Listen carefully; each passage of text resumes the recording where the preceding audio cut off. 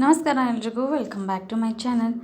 ಇವತ್ತು simple and ಈಸಿಯಾಗಿ ಬೇಳೆ ಹಾಕಿದ ಕಡುಬನ್ನ ಯಾವ ರೀತಿ ಮಾಡ್ತೀವಿ ಅಂತ ನಾನು ಇವತ್ತು ಶೇರ್ ಮಾಡತ್ತೀನಿ.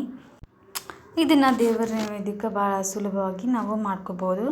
ಮೊದಲಿಗೆ ನಾನು 1 ಕಪ್ಪಷ್ಟು ಕಡಲೆಬೇಳೆನ ತೊಗೊಂಡಿನಿ. ಇದನ್ನು ಒಂದೆರಡು ಸತಿ ಈ ರೀತಿ ನೀರೊಳಗೆ ತೊಳೆದು ಇದಕ್ಕೆ ಕುದಿಯೋದಕ್ಕೆ ಎಷ್ಟು ಬೇಕೋ ಅಷ್ಟು ನೀರನ್ನ ಹಾಕಿ ಇದಕ್ಕೆ ಸ್ವಲ್ಪ ಅರಿಶಿನ ಪುಡಿ, ಅದಾದಮೇಲೆ ಒಂದು ಸ್ವಲ್ಪ ಎಣ್ಣೆನ ಹಾಕಿ ಒಂದು 4 ವಿಷಲ್ನ ಹಾಕಿಸ್ಕೋಬೇಕು.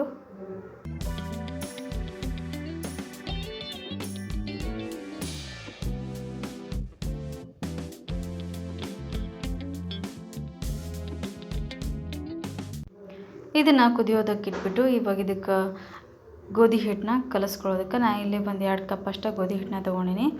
ಇದನ್ನು ಮೊದಲು ಈ ರೀತಿ ಚೆನ್ನಾಗಿ ಸಾನ್ಸ್ಕೋಬೇಕು. ಅದಾದಮೇಲೆ ಇದಕ್ಕೆ ಒಂದು 2 ಸ್ಪೂನ್ನಷ್ಟು ನಾನು ಇಲ್ಲಿ ಸಣ್ಣ ರವೆನ ಹಾಕ್ಕೊಳತ್ತೀನಿ.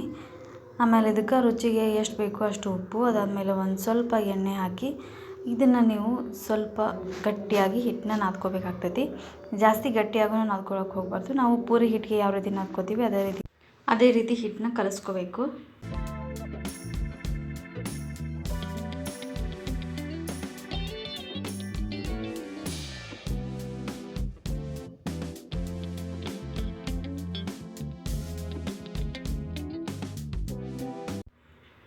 ಈ ರೀತಿ ಹಿಟ್ಟನ್ನ ಚೆನ್ನಾಗಿ ಕಲಿಸ್ಕೊಂಡಾಗ ಮೇಲೆ ಒಂದು ಸ್ವಲ್ಪ ಆಯಿಲ್ನ ಹಚ್ಚಿ ಇದನ್ನ ಮುಚ್ಚಿ ಒಂದು 10 ನಿಮಿಷ ಇದನ್ನು ನೆನೆಯೋದಕ್ಕೆ ಬಿಡಬೇಕು. ಇವಾಗ ನಾವು ಬೇಯಿಸಿಟ್ಕೊಂಡಿರುವಂಥ ಬೇಳೆನ ನಾವು ಇದಕ್ಕೆ ನೋಡಿಕೊಂಡು ಚೆಕ್ ಮಾಡ್ಕೋಬೇಕಾಗ್ತದೆ. ಬೇಳೆ ಇದೇ ರೀತಿಯೇ ಚೆನ್ನಾಗಿ ಬೆಂದಿರಬೇಕು. ಜಾಸ್ತಿ ಗಟ್ಟಿಯಾಗೂ ಇರೋದಕ್ಕೆ ಹೋಗಬಾರ್ದು. ಇವಾಗ ಇದನ್ನು ಸ್ಟ್ರೈನರ್ ಒಳಗೆ ಇದನ್ನು ನಾವು ನೀರನ್ನೆಲ್ಲ ಸಪ್ರೇಟ್ ಮಾಡ್ಕೋಬೇಕು. ಈ ರೀತಿ ನೀರನ್ನೆಲ್ಲ ಸಪ್ರೇಟ್ ಮಾಡಿದ್ಮೇಲೆ ಇದನ್ನು ನೀವು ಕಟ್ ಸಾರು ಮಾಡ್ಬೋದು. ಈ ರೀತಿ ನೀರನ್ನೆಲ್ಲ ಚೆನ್ನಾಗಿ ಸ್ಟ್ರೈನ್ ಮಾಡ್ಕೊಂಡ್ಮೇಲೆ ಮತ್ತು ನಾವು ಇದನ್ನು ಕುಕ್ಕರ್ ಒಳಗೆ ಹಾಕಿ ಇದನ್ನು ಚೆನ್ನಾಗಿ ಬೇಯಿಸ್ಕೋಬೇಕು. ಬೆಲ್ಲ ಹಾಕಿ ಇದಕ್ಕೆ ಬಿಡಿಸಿಟ್ಕೊಂಡಿರುವಂಥ ನಾನು ಇಲ್ಲಿ ಏಲಕ್ಕಿನ ಹಾಕೊಳ್ತೀನಿ. ಇದಕ್ಕೆ ಬೇಕು ಅಂತ ನೀವು ಏಲಕ್ಕಿ ಪೌಡರ್ ಕೂಡ ಹಾಕೋಬೋದು. ಅದಾದಮೇಲೆ ಇದಕ್ಕೆ ನೀವು ಸ್ವೀಟ್ಗೆ ಎಷ್ಟು ಬೇಕೋ ಅಷ್ಟು ಬೆಲ್ಲನ ಸೇರಿಸ್ಕೋಬೇಕಾಗ್ತೈತಿ. 1 ಚಿಟಿಕೆಯಷ್ಟು ಉಪ್ಪನ್ನ ಹಾಕೋಬೇಕು. ಇದನ್ನು ಹಾಕಿ ಇದನ್ನು ನಾವು ಚೆನ್ನಾಗಿ ಬೇಳೆ ಮತ್ತು ಬೆಲ್ಲ ಎರಡೂ ಕೂಡ್ಕೊಳ್ಳೋ ತನಕ ಇದನ್ನು ಚೆನ್ನಾಗಿ ಕುದಿಸ್ಕೋಬೇಕು. ಬೆಲ್ಲನ ನಿಮ್ಮ ಸ್ವೀಟ್ಗೆ ತಕ್ಕಂತೆ ನೀವು ಯೂಸ್ ಮಾಡಬೇಕಾಗ್ತೈತಿ. ನಾನು ಇಲ್ಲಿ 1 ಕಪ್ಪಷ್ಟು ಬೆಲ್ಲನ ಹಾಕ್ಕೊಂಡಿನಿ. ಕೆಲವೊಬ್ಬರಿಗೆ ಸ್ವೀಟ್ ಜಾಸ್ತಿ ಇಷ್ಟ ಆಕೈತಿ, ಕೆಲವೊಬ್ಬರಿಗೆ ಸ್ವೀಟ್ ಕಮ್ಮಿ ಇಷ್ಟ ಆಕೈತಿ. ಅಂಥವರು ನೀವು ಬೆಲ್ಲನ ನೋಡಿ ಅಡ್ಜಸ್ಟ್ ಮಾಡಿಕೊಂಡು ಹಾಕ್ಕೋಬೇಕಾಗ್ತೈತಿ.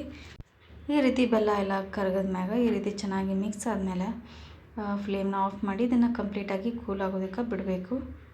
ಈ ರೀತಿ ಇದು ಒಂದು ಸತಿ ಕೂಲ್ ಆಯಿತು ಅಂತಂದರೆ ಇದನ್ನು ನೀವು ಒಂದು ಮಿಕ್ಸಿ ಜಾರ್ ಒಳಗೆ ಹಾಕಿ ಇದನ್ನು ಮಿಕ್ಸರ್ ಜಾರ್ನ ಆನ್ ಆ್ಯಂಡ್ ಆಫ್ ಮಾಡಿ ಇದನ್ನು ನಾವು ನೀಟಾಗಿ ರುಬ್ಕೋಬೇಕಾಗ್ತೈತಿ.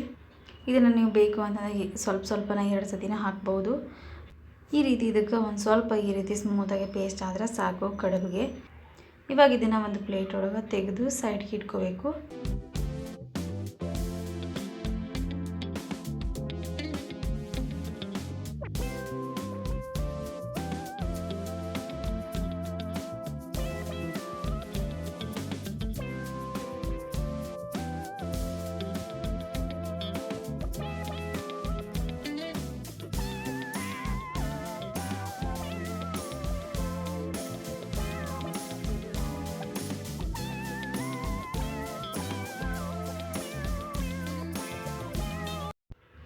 ಹಿಟ್ಟನ್ನ ಈ ರೀತಿ ಒಂದು ಸತಿ ಚೆನ್ನಾಗಿ ಕಲಿಸ್ಕೊಂಡ್ಮ್ಯಾಗ ನಿಮ್ಗೆ ಎಷ್ಟು ಬೇಕೋ ಅಷ್ಟು ಹಿಟ್ಟನ್ನ ತೊಗೊಂಡು ಇವಾಗ ಇದಕ್ಕೆ ಸಣ್ಣದಾಗಿ ನಾವಿಲ್ಲಿ ಉಳ್ಳೆನ ಮಾಡಿ ಇಟ್ಕೋಬೇಕು. ನಾವು ಪೂರಿಗೆ ಯಾವ ರೀತಿ ಲಟ್ಟಿಸ್ಕೊಳ್ಳೋದಕ್ಕೆ ಉಳ್ಳೆನ ಮಾಡ್ಕೋತೀವಿ ಅದೇ ರೀತಿ ಇದಕ್ಕೆ ಮಾಡ್ಕೋಬೇಕಾಗ್ತೈತಿ.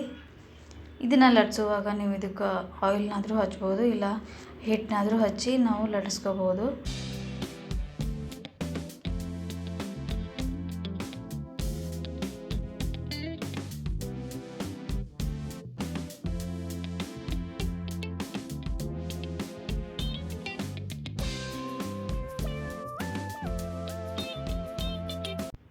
ಈ ರೀತಿ ಲಟ್ಸಿ ನೀವು ಮಾಡಿಟ್ಕೊಂಡಿರುವಂಥ ಹೂರಣನ ಹಾಕಿ ಈ ರೀತಿ ಇದನ್ನು ತುಂಬಿಕೊಂಡ್ರೆ ಆಯಿತು.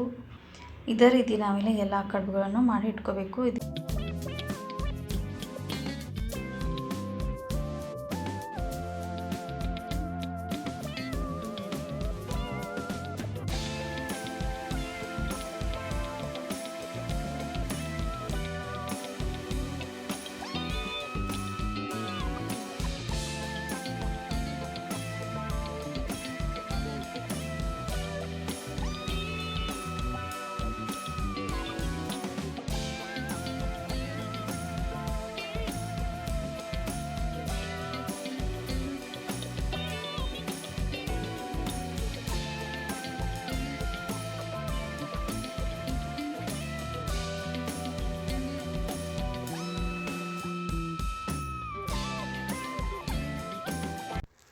ಬೇಕು ಅಂತಂದರೆ ಈ ರೀತಿ ಎಡ್ಜಸ್ ಒಳಗೆ ಸಿಂಪಲ್ಲಾಗಿ ಡಿಸೈನ್ ಕೂಡ ಮಾಡ್ಕೋಬೋದು ಇದ್ರೊಳಗೆ.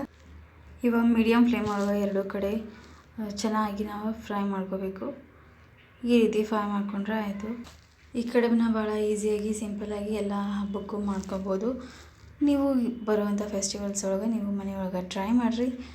ಅದು ಹೆಂಗೆ ಬಂತು ಅಂತ ಪ್ಲೀಸ್ ಕಮೆಂಟ್ ಒಳಗೆ ತಿಳಿಸ್ರಿ.